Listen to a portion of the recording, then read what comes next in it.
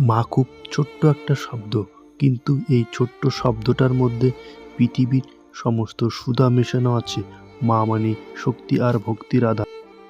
গলির ধারে একটা ছোট্ট কুঁড়ে ঘরে রহিম এবং তার মা বাস করত। খুব কষ্টে রহিমের মা তাকে একটি ইংরেজি মাধ্যম স্কুলে পড়িয়ে একজন উচ্চশিক্ষিত মানুষে পরিণত করলেন। ছোটবেলায় রহিম তার বাবাকে হারায়, তাই সেই কষ্ট যাতে সে কখনোই বুঝতে না পারে, তার মা যথাসাধ্য পরিশ্রম করতেন এবং তাকে খুশি রাখার চেষ্টা করতেন। রহিমের মা সবসময় তার মুখের একদিক শাড়ির আঁচলে লুকিয়ে রাখতেন। রহিম ছোটবেলায় একবার তার মাকে জিজ্ঞাসা করছিল, মা, আপনি আপনার মুখের একদিক ঢেকে রাখেন কেন? মা উত্তর দেয়, বাবা, সে কথা তুই ঠিক সময় মতো জানতে পারবি। রহিম বড় হওয়ার পর অনেক বড় একটা কোম্পানির ম্যানেজার পদে চাকরি পেল। সেই খবর শুনে রহিমের মায়ের চোখে জল এলো। রহিম জিজ্ঞাসা করলো, মা, আপনি কাঁদছেন কেন? আজ তো বড় আনন্দের দিন। মা নীরবে উত্তর দিলেন, এতদিনে বুঝি আমার কষ্ট সার্থক হলো। তবে রহিম তখনও জানতো না যে তার মায়ের মুখের একদিক পোড়া ছিল, যা এতদিন তিনি রহিমের কাছ থেকে লুকিয়ে রেখেছিলেন। রহিমের চাকরি পাওয়ার পর মাঝে মাঝে তার বাড়িতে কোম্পানির বিভিন্ন আলোচনার জন্য সভা বসে।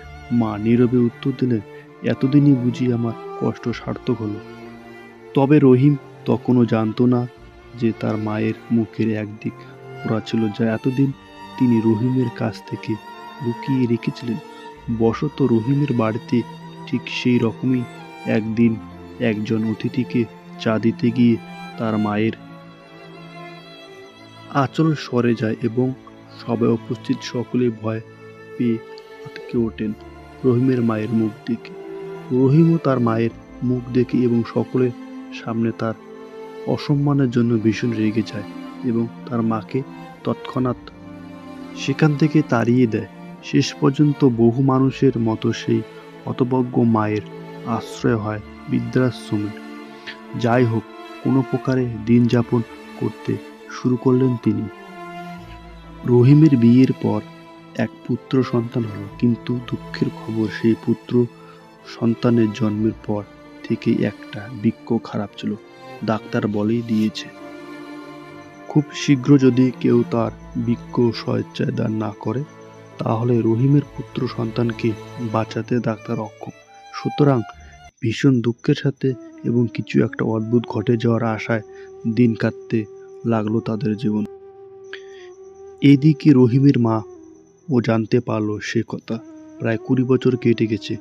নিয়মমাফিক অপারেশনের মাধ্যমে রহিমের সন্তান মোটামুটি ভালোই ছিল। এইভাবে একদিন ডাক্তার হাসি মুখে বেরিয়ে এসে রহিমকে বললেন তার সন্তান এখন সম্পূর্ণ সুস্থ। কাছে গেল এবং ঈশ্বরকে ধন্যবাদ দিতে লাগলো। কিন্তু রহিমের মাথায় প্রশ্ন এলো, কে দিল বৃক্ষ? তারা তো কাউকেই খুঁজে পায়নি। তখন সে ডাক্তার একজন বৃদ্ধাকে দেখিয়ে বললেন, ইনি দিয়েছেন নিজের বৃক্ষ, কিন্তু দুঃখের বিষয় তিনি নিজেই এখন মৃত্যুশয্যায়। চকিতেই রহিম চিনতে পারে সেই বৃদ্ধাকে, যার জন্য রহিম আজ এত বড় জায়গায় চাকরি করছে, যার জন্য রহিম এত বছর ধরে বেঁচে আছে, যিনি এত বছর রহিমকে আগলে রেখেছিলেন। তিনি তার নিজের প্রাণ দিয়ে বাঁচিয়ে দিলেন আর একটা নতুন প্রাণ। তিনি আর কেউ নয়, স্বয়ং রহিমের মা। রহিম নীরবে চোখের জল ফেলতে ফেলতে নীরবে কেঁদেছিল। সেদিন দুঃখে নয়, আফসোস। মা যেমনই হোক না কেন, মায়ের ভালোবাসা সীমানা হয় না। মাকে দেখতে সুন্দর হোক বা না হোক, মা তো মাই হয়।